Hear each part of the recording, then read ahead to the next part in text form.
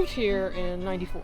Yeah. Oh wow, okay. Yeah, and when we moved here, there's an acre behind the pond. That's where the bull is. And then that road there wasn't there. This was all woods from there all the way over to there. It was just woods, and all that and all the front was row crop land. And I didn't know any better here. I had 3 young kids, and he'd just show up with his spray thing, and I sometimes was out there just trying to keep the turkey poults from getting eaten by hawks. So I would just kind of go out there and watch them. And one time he got out of his tractor and he said, "You might not want to be out here." I'm like, "Why is that?" What do you mean? Yeah. Hey boys.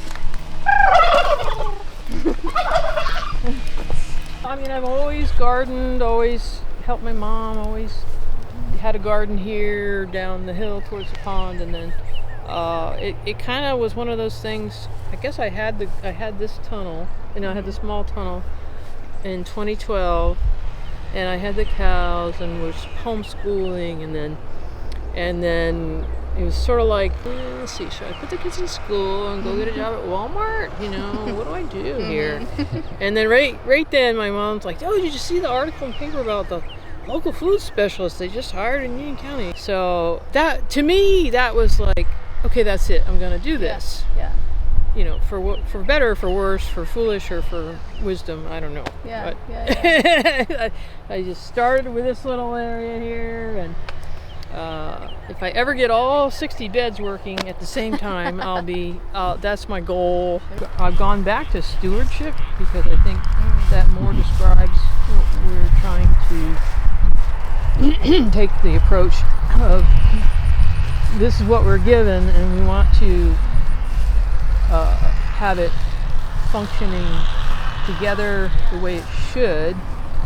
Got honeybees. We know the stresses on bees, and people think about bees, but they don't think about all the other beneficials that are out there. Right. And that when you're just even spraying this organic thing, you're going to affect everything that it comes in contact with.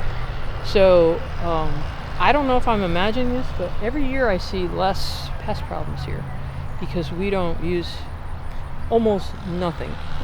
I was frustrated because the peas were absolutely smothered with aphids earlier this spring because we replanted them.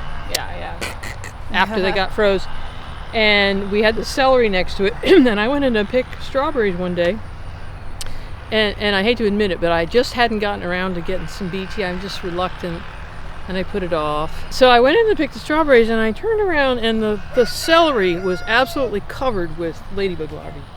And there were almost no aphids left on the peas. Yeah.